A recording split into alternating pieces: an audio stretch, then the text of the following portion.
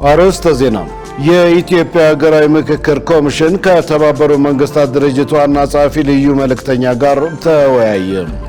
የመምህራን ደሞዝ ያለ ፈቃዳቸው እንዳይቆረጥ ያደረኩት ጥረት አልተሳካም ሲል የኢትዮጵያ መምህራን ማህበር አስታወቀ። ከውጭ በወታደራዊ ካምፕ ውስጥ ራሳቸውን ያጠፉ የእስራኤል ወታደሮች ቁጥር 61 ደረሰ።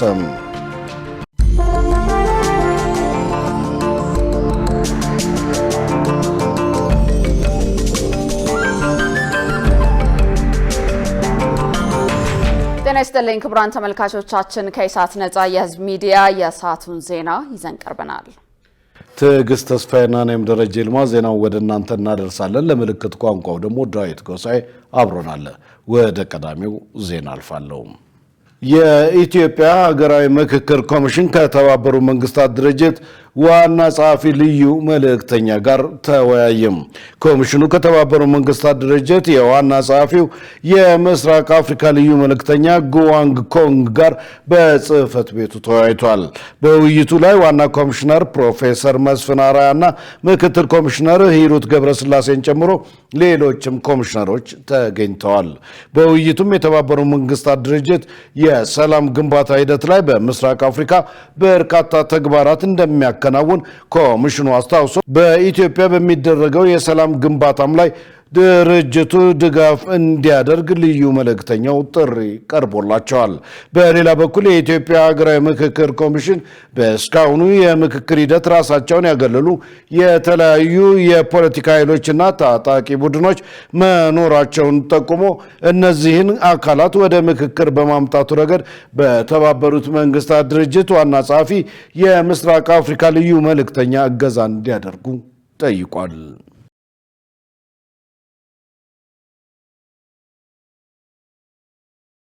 የሽግግር ፍትህ ሂደት ቢዘገይም እንደ መልካም አጋጣሚ ሊወሰድ ይገባል ተባለ። የኢትዮጵያ ሰብአዊ መብቶች ድርጅት ህብረት የዲሞክራሲ ባህል ልምምድን እንዲዳብር ሁሉም የበኩሉን ኃላፊነት ሊወጣ እንደሚገባ አሳስቧል። መሰረት ባዩ የኢትዮጵያ ሰብአዊ መብቶች ድርጅቶች ህብረት በሽግግር ፍትህ ላይ የህብረተሰቡን ግንዛቤ ለማሳደግ ያለመ የስዕል ኤግዚቢሽንና የፓናል ውይይት አካሂዷል። የሽግግር ፍትህ ፖሊሲ በተፈጸሙ በደሎች የተጎዱ ካሳ እንዲያገኙ በማድረግና ተጠያቂነትን በማስፈን በኩል ያለው ፋይዳ የጎላ መሆኑ በውይይቱ ተገልጿል። የኢትዮጵያ ሰብአዊ መብቶች ድርጅቶች ህብረት ዳይሬክተር መስዑድ ገብየው እንደገለጹት ህብረቱ የሽግግር ፍትህን በሚመለከት የተለያዩ ተግባራትን እያከናወነ መሆኑን አንስተዋል። የሽግግር ፍትህ ፖሊሲ ፍኖተ ካርታ ከጸደቀ ረጅም ጊዜ ያስቆጠረ ቢሆንም ይህንን እንደ መልካም አጋጣሚ በመውሰድ ለማህበረሰቡ ግንዛቤ መፍጠር ስራ ሊከናወን ይገባል ብለዋል። የሽግግር ፍትህ ሂደት ውጤታማ እንዲሆን የፖለቲካ ፓርቲዎች፣ የልማት አጋሮችና ሌሎች ባለድርሻ አካላት የበኩላቸውን ሚና ሊወጡ እንደሚገባም አሳስበዋል። የሽግግር ፍትህ ሂደት ፖሊሲው ጸድቆ የፍኖተ ካርታው ከወጣ በኋላ የተረቀቁ ህጎች አሉ። እነሱ ህጎች እዛ ላይ ከደረሰ በኋላ ኦፊሻል ባይሆንም አሁን ካለው የሀገራዊ ምክክርና ሌሎች የፖለቲካ ሂደቶች አንጻር ሂደቱን የተወሰነ በነበረው ፔስ ማይሄድ እንደሆነ ተገንዝበናል። ያም ቢሆን እኛ እንደ ሲቪል ማህበረሰብ ድርጅቶች ይህንንም እንደ መልካም አጋጣሚ ነው የምናየው። በማህበረሰቡ በኩል የሽግግር ፍትህን ከሌሎች የፖለቲካ ሂደቶች የሚለየውና እንደሚያደርገው ምንድን ነው? የሚያስፈልገው የቅድመ ዝግጅት ስራዎች ምንድን ናቸው? ተጎጂዎችን ያማከለ እንዲሆን ተጎጂዎች ምን ዝግጅት ማድረግ አለባቸው? ሲቪል ማህበራት፣ ሚዲያው፣ የፖለቲካ ፓርቲዎች፣ ሌሎችም ያንን ጊዜ ወስደው በደንብ ራሳቸው እንዲያዘጋጁ የሚያስችል ስለሆነ ጥሩ ነው። ዳይሬክተሩ አያይዘውን በተለያዩ አካባቢዎች የሚስተዋሉ ግጭቶች መኖራቸውን አንስተው በመንግስት በኩል ወደ ሰላም የመምጣት ፍላጎት አለ ብለው ባለድርሻ አካላትም ወደዚሁ መንገድ ሊመጡ እንደሚገባ አስረድተዋል። ግጭቶች በአሁኑ ሁኔታ በብዙ ኢትዮጵያ አካባቢዎች ግጭቶች ይስተዋላሉ። የትጥቅ ግጭቶችም አሉ። ከመንግስት ጋር ገጥመው የሚንቀሳቀሱ የፖለቲካ ኃይሎች አሉ። አንዳንዶች ራሳቸውን አደራጅተው የዚህም ያልሆኑ የሚፈጸሙ ጥፋቶችና ጥቃቶች አሉ። ከነዚህ ነገሮች እንድንወጣ አሁን የጀመረውን የሀገራዊ ምክክር፣ የሽግግር ፍትህ፣ ምርጫና ሌሎችም የፖለቲካ ሂደቶችን መልክና ደርዝ ባለው መልኩ ማስኬድ በመንግስት የፖለቲካ ፍላጎት ወይም ፖለቲካል ዊል እንዳለ አይተናል። ከባለድርሻ አካላት ደግሞ ለዛ የሚመጥንና ከዛ የተሻለ ኮሚትመንት መምጣት ያስፈልጋል። የኢትዮጵያ ሲቪል ማህበረሰብ ድርጅቶች ምክር ቤት ፕሬዝዳንት አህመድ ሁሴን በበኩላቸው ግጭቶችና አለመግባባቶች በሰላማዊ መንገድ እንዲፈቱ ለማድረግ የዲሞክራሲ ባህልን ልምምድ ማዳበር ይገባል ብለዋል። በዋናነት የጦርነት ግጭት ሜንታሊቲ እሳቢዎችን መከላከል ማጥፋት እና የዲሞክራሲ ባህል ልምምድ የዲሞክራሲ ስርዓት ግንባታ እንዲኖር እነዚህ ተቋማት መስራት አለባቸው። ሁሉም ሚዲያው መስራት አለበት። የሂውማን ራይት ድርጅቶች መስራት አለባቸው። አጠቃላይ የሲቪል ማህበራቱ መስራት አለበት። መንግስት ለዚህ ጥረት ማድረግ መቻል አለበት። ሌሎችም አካላት በሙሉ ይሄንን መስራት ከቻሉ ቀለል እያለን እንደሚሄድ ይታመናል። ስለዚህ ይሄንን መወጣት ነው ያለብን። የኢትዮጵያ ሰብአዊ መብቶች ድርጅቶች ህብረት የሽግግር ፍትህን በሚመለከት ባዘጋጀው የስዕል አውደ ርዕይ ላይ አሸናፊ ለሆኑ ተወዳዳሪዎች የገንዘብ ሽልማት አበርክቷል። የመምህራን ደሞዝ ያለ ፈቃዳቸው እንዳይቆረጥ ያደረኩት ጥረት አልተሳካም ሲል የኢትዮጵያ መምህራን ማህበር አስታወቀ። በሌላ በኩል በጸጥታ ችግር ምክንያት የትምህርት ቤቶች መዘጋት በጡረታ የሚገለሉ መምህራንን ባለመተካትና በሌሎች ተያያዥ ጉዳዮች ሳቢያ የመምህራን ቁጥር እየቀነሰ መምጣቱን ማህበሩ አስታውቋል። ገነት ዘዘው የመማር ማስተማሩን ሂደት አስቸጋሪ ከሚያደርጉት ምክንያቶች መካከል የመምህራን ደሞዝ በወቅቱ አለመከፈልና መቆራረጥ መሆኑ ይገለጻል። በዚህ ረገድ የመምህራንን ጥቅም በማስከበር ብቁና የታነጸ ትውልድ እንዲያፈሩ ለማድረግ ምን እየተሰራ ነው ሲል ኢሳት የኢትዮጵያ መምህራን ማህበርን ጠይቋል። የማህበሩ ምክትል ፕሬዝዳንት ሽመልስ አበበ በሰጡት ምላሽ መምህራን በሚመደቡበት አካባቢ እንደማንኛውም ነዋሪ በአቅማቸው ልክ ለልማት አስተዋጽኦ ማድረግ እንዳለባቸው ገልጸው ነገር ግን ከፈቃዳቸው ውጭ ደሞዛቸው መቆረጡ ተቀባይነት እንደሌለው ተናግረዋል። ማህበሩ ችግሩን ለመፍታት ጥረት ቢያደርግም አሁንም በአንዳንድ አካባቢዎች የመምህራንን ደሞዝ ያለ ፈቃዳቸው መቁረጥ ይስተዋላል ብለዋል።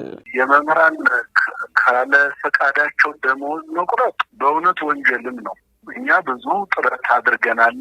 ዛሬ ብቻ አይደለም። ዳውሮ አካባቢ ለማዕከል ግንባታ የዞን የማዕከል ግንባታ ተብሎ መምህራን ደሞዛቸው ተቆርጦ ነበረ። ደቡብ ምዕራብ ኢትዮጵያ ስቲል ችግሩ አልተፈታም። አለ መምህራን ፈቃድ ደሞዛቸው መቆረጥ አለበት ብለን እኛ አናምንም። ትክክል አይደለም። መምህራን ሊያለሙ ይችላሉ። ልማቱን የአካባቢውን ልማት ሊደግፉ ይችላሉ። ግን ደግሞ በሚችሉት መጠን ማንም ደግሞ ይሄን ያህል ቁረጥ ብሎ ሲያስገድዳቸው ተጠይቀው ራሳቸው ይሄን ያህል ነው የምችለው ወይም እችላለሁ አልችልም ካሉ ደግሞ ካልቻሉ አልቻለም በቃ ሊገደዱ አይገባም እና ይሄ በደንብ ችግር ያለበት ነው። ወደ ሲዳማም አካባቢ ያለ አሁን እስካሁን ድረስ እያጨቃጨቀ ያለ እንደዚህ አይነት ነገሮች አሉ።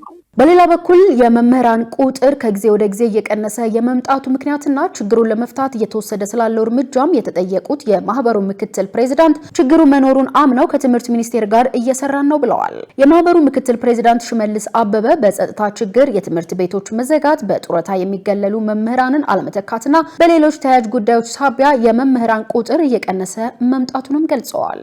አማራጭ ስራ ፈልጎ የሚሄዳል። ትምህርት ቤቶች የጦርነት አውድማ ሲሆኑ መምህራን ከዛ አካባቢ ተፈናቅለው ሲሄዱ የስራ ዋስትና ያጣሉ፣ ወደ ሌላ ስራ ይገባሉ። የመምህርነት ሙያ ውጣ ውረድ አለው። አሁን ሰው የማይገነዘበው ግን መምህራን የሚረዱት እኛ የምንረዳው ውጣ ውረዱ ከባድ ነው። አዲሱ ትውልድም ወደ መምህርነት ሙያ ለመምጣት ፍላጎቱ እየወረደ ነው የመጣው። ፍላጎት የለውም። ስለዚህ የሚተካ የለም፣ የሚወጣ ነው እንጂ ሙያውን ፈልጎ ወደ ሙያው የሚገባ የለም። ስለዚህ የመምህርነት ቁጥር ፖቴንሻል ከኋላ ከሌለ ምን እየሆነ ነው የሚሄደው? እየተመናመነ ነው የሚሄደው። ጡረታ ብዙ መምህራን ይወጣሉ በየአመቱ፣ የሚተካቸው ግን ከኋላ የለም። ችግሮቹ ብዙ ናቸው። አሁን እንግዲህ ከትምህርት ሚኒስቴር ጋር እየተሰሩ ያሉ ስራዎች የሆነ ነገር ላይ ይደርሳሉ ብዬ አስባለሁ። መምህራን የነገ ሀገር ተረካቢ ትውልድ ለማፍራት የሚተጉ በመሆናቸው አስፈላጊው ድጋፍ እንዲደረግላቸው ማህበሩ ጥሪ አቀርበዋል።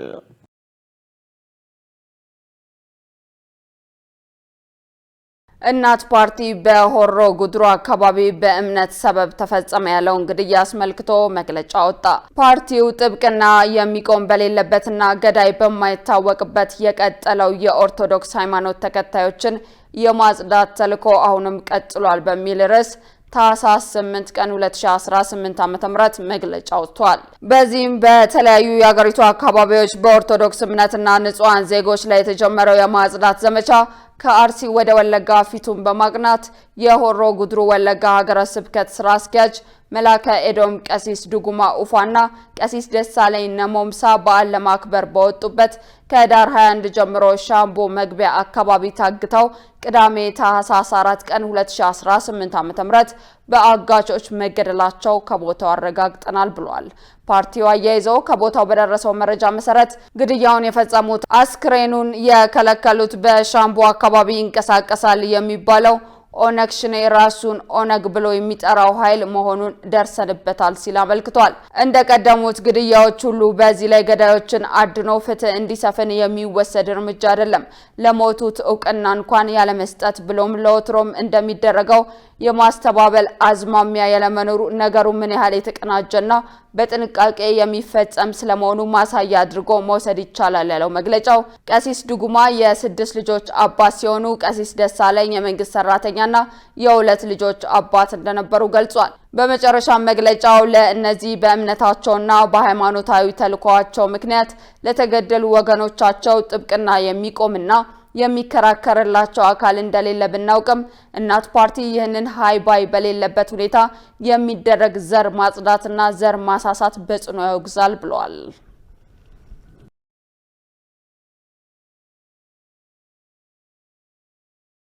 ክቡራን ተመልካቾቻችን ከኢሳት ነጻ የህዝብ ሚዲያ ዜናዎቻችን አሁንም እንደቀጠሉ ናቸው። በቀጣይነት የቢዝነስና ኢኮኖሚ መረጃዎችን ወደ እናንተ እናደርሳለን። ባልደረባችን ገነት ዘዘው እየጠበቀችን ነው።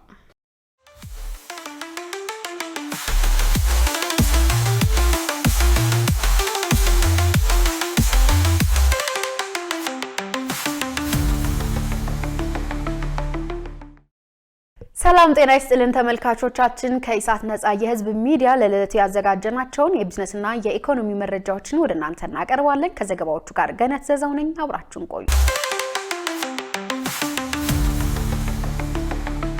የኢትዮጵያ አየር መንገድ በቦሌ ዓለም አቀፍ አውሮፕላን ማረፊያ ያስገነባውን ፕሪሚየም ላውንጅ አስመረቀ።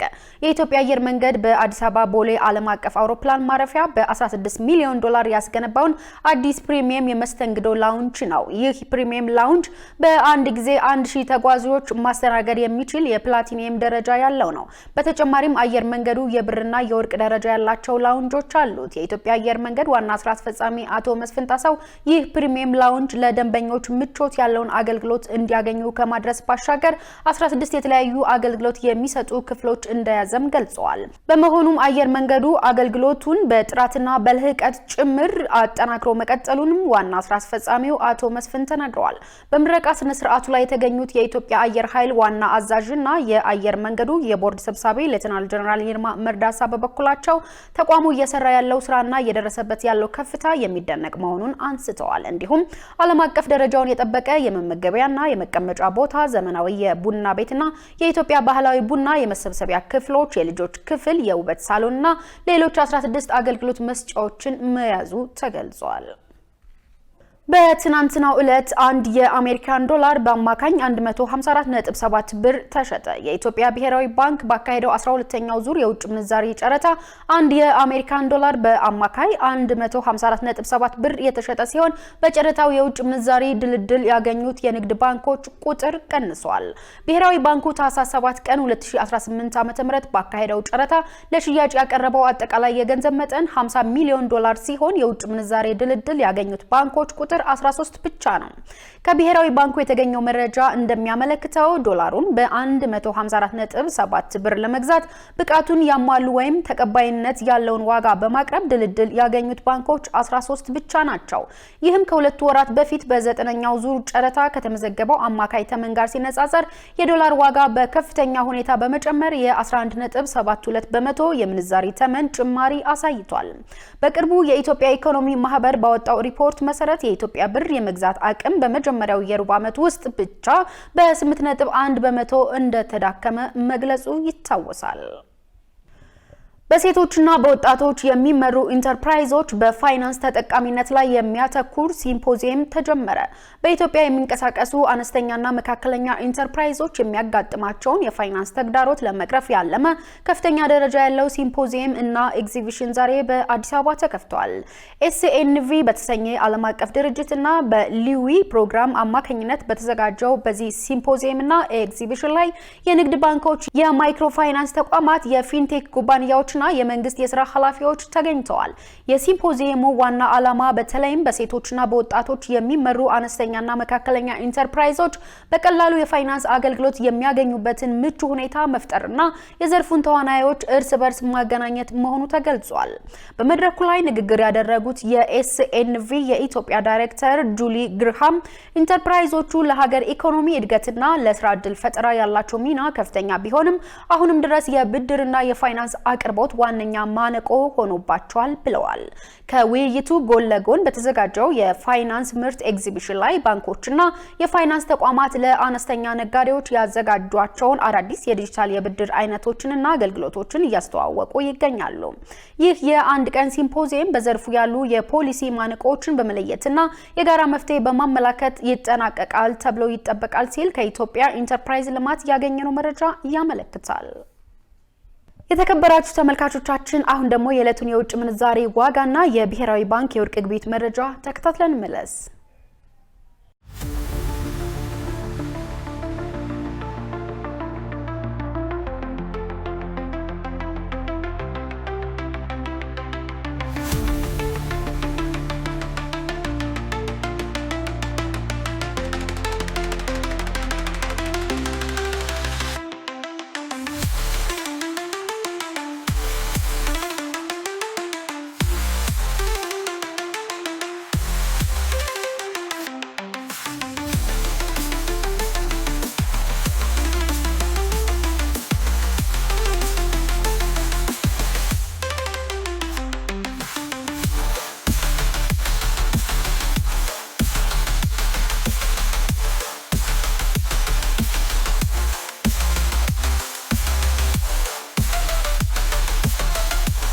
የተከበራችሁ ተመልካቾቻችን ለዕለቱ ያዝናቸው የቢዝነስና የኢኮኖሚ መረጃዎችን ይመስላሉ። ወደ ቀጣይ ዜና ላሳልፋችሁ።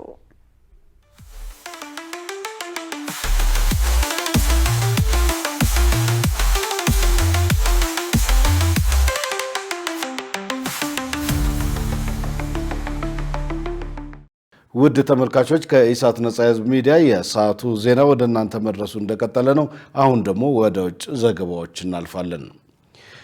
በወታደራዊ ካምፕ ውስጥ ራሳቸውን ያጠፉ የእስራኤል ወታደሮች ቁጥር 61 ደረሰ። በሌላ በኩል የስራ መልቀቂያ የሚያስገቡ መኮንኖችና ወታደሮችን ቁጥር ጨምሯል ተብሏል። ሸሪፍ ኢማም ተጨማሪ አለው። በሰሜናዊ እስራኤል በሚገኝ ወታደራዊ ካምፕ ውስጥ አንድ እስራኤላዊ ወታደር ራሱን አጠፋ። እንደ ሂብሩ ጋዜጣ ይህንን ጨምሮ በጋዛ ጦርነት ከተጀመረ ጊዜ አንስቶ ራሳቸውን ያጠፉ እስራኤላውያን ወታደሮች ቁጥር 61 ደርሷል። ጋዜጣው ማክሰኞ ዕለት እንደዘገበው በወታደራዊ ካምፕ ውስጥ አንድ ወታደር በሽጉጥ ራሱን ለመግደል ሞክሯል። በሽጉጥ ራሱን ያቆሰለ ወታደር በደረሰበት ጉዳት ሳቢያ ማክሰኞ ማምሻውን ሕይወቱ ማለፉ ተገልጿል። ወታደራዊ ፖሊስ በጉዳዩ ላይ ማጣራት ሥራ መጀመሩም ታውቋል። በዚህ ዓመት በኦክቶበር 28 ቀን በእስራኤል ፓርላማ ኬንሴት የምርምርና የመረጃ ማዕከል ባወጣው ሪፖርት መሰረት ከ2024 መጀመሪያ ጀምሮ 279 ወታደሮች ራሳቸውን ለመግደል ሙከራ አድርገዋል ብሏል። ጥናቱ የተደረገው በምክር ቤቱ አባል ኦፈር ካሲፍ ጥያቄ ሲሆን በራስ ላይ ጥቃት የመፈጸም ሙከራ የተደረገው ከጃንዋሪ 2004 እስከ ጁላይ 2005 ድረስ ነው። መረጃው እንደሚያስረዳው ከ7 ራስን የማጥፋት ሙከራዎች አንዱ በእርግጥም ራሱን ይገላል ብሏል። በሌላ በኩል የእስራኤል የጦር መኮንኖችና ወታደሮች የሥራ መልቀቂያ እያስገቡ እንደሆነ ተገልጿል። እናም የእስራኤል ጦር ከፍተኛ የሰው ኃይል ፍልሰት ያጋጥመዋል የሚል ስጋት እንዳለ አንድ የአካባቢ ሚዲያ ዘግቧል። እስካሁን ድረስ ባለው መረጃ 500 ያህል የሥራ መልቀቂያ ጥያቄ በመኮንኖችና በወታደሮች ቀርቧል። እናም የእስራኤል ጦር ተጨማሪ የሥራ መልቀቂያ ጥያቄ ሊኖር ይችላል ብሏል። የእስራኤል ጦር በሺዎች የሚቆጠሩ መኮንኖችና ወታደሮች ስራቸውን እንዲቀጥሉና የመልቀቂያ ጥያቄ እንዳያቀርቡ የማግባባት ሥራ እየሰሩ መሆኑም ተገልጿል። መረጃው የሚድል ኢስት ሞኒተር ነው።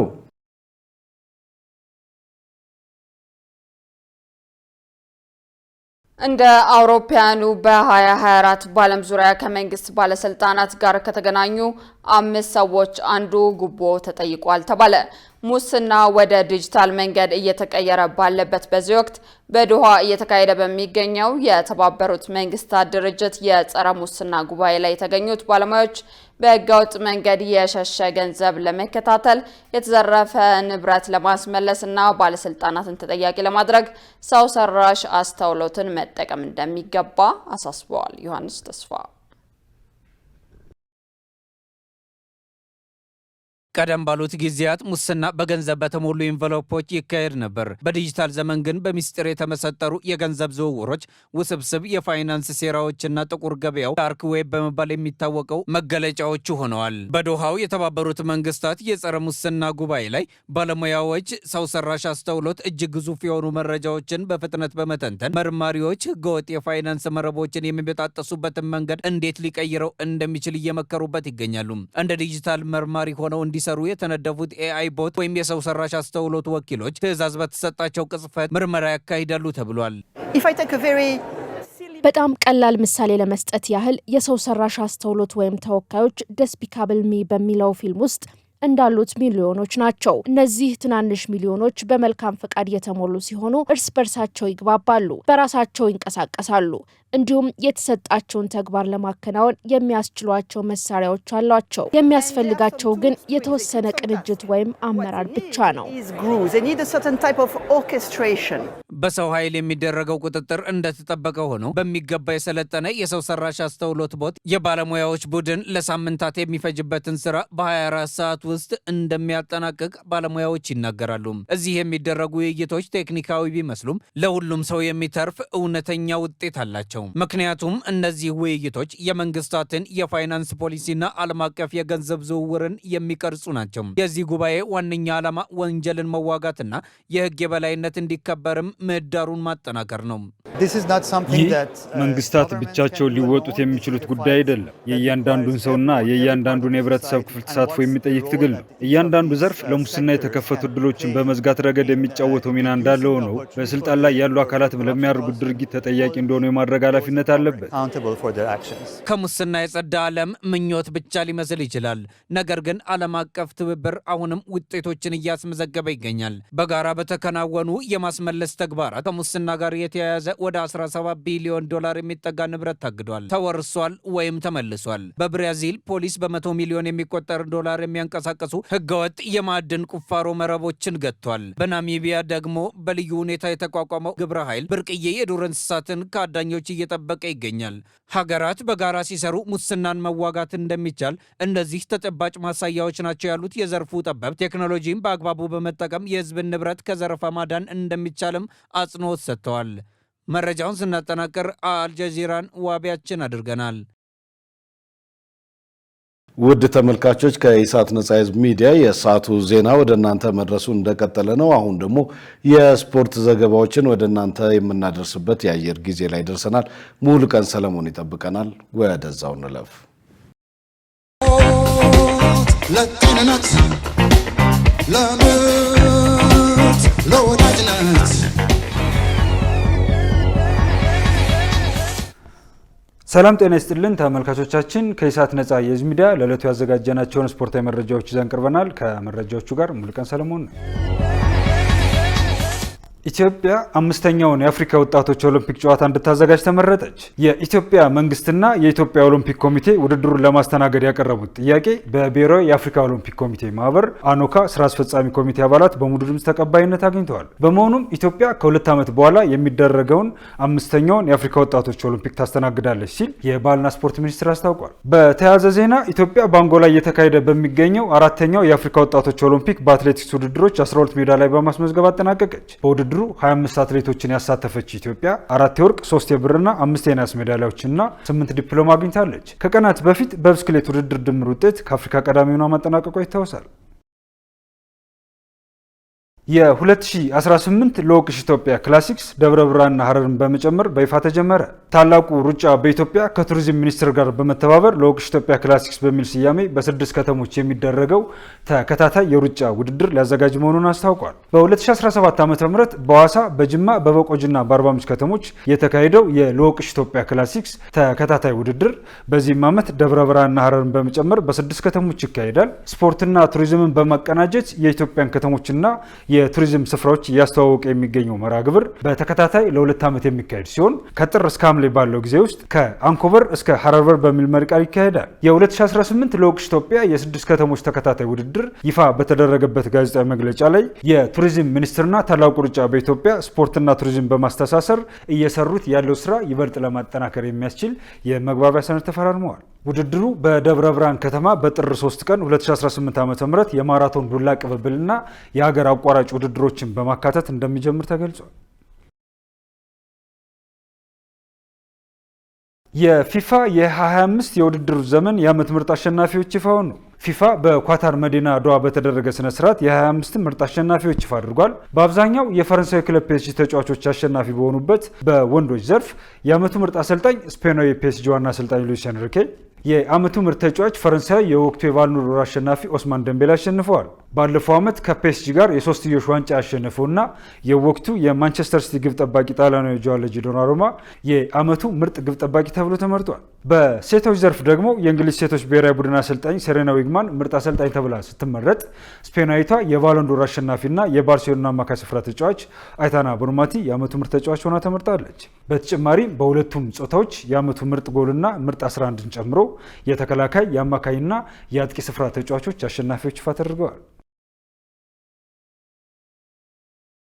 በመጨረሻም ዛሬ ምሽት 2 የካራባኦ ካፕ የሩብ ፍጻሜ ጨዋታዎች ይደረጋሉ። ማንቸስተር ሲቲ ከብሬንትፎርድ ምሽት 4 ሰዓት ከ30 ላይ ሲጫወቱ፣ ኒውካስል ከፉላም 5 ሰዓት ከ15 ጀምሮ ይጫወታሉ። ትናንት ምሽት በተደረገ አንድ ጨዋታ ቸልሲ ካርዲፍ ሲቲ 3-1 በማሸነፍ ግማሽ ፍጻሜውን መቀላቀሉ ይታወሳል። ተመልካቾቻችን ከኢሳት ነጻ የህዝብ ሚዲያ ለዕለተ ሮብ ያዘጋጀናቸው ስፖርታዊ መረጃዎቻችን የተከታተሏቸውን ይመስሉ ነበር። ከመረጃዎቹ ጋር ሙሉቀን ሰለሞን አብራችሁ ቆየው። መልካም ጊዜ ይሆንላችሁ። ለጤንነት፣ ለምርት፣ ለወዳጅነት ክቡራን ተመልካቾቻችን ከኢሳት ነጻ የህዝብ ሚዲያ የሰዓቱ ዜና በዚሁ ተጠናቀዋል። ትዕግስት ተስፋዬና እኔም ደረጀ ይልማ ዜናውን ወደ እናንተ አድርሰናል። ለምልክት ቋንቋውም እንደዚሁ ዳዊት ጎሳዬ አብሮን ቆይቷል። ከቀሪ የኢሳት ዝግጅቶች ጋር ሰናይ ጊዜ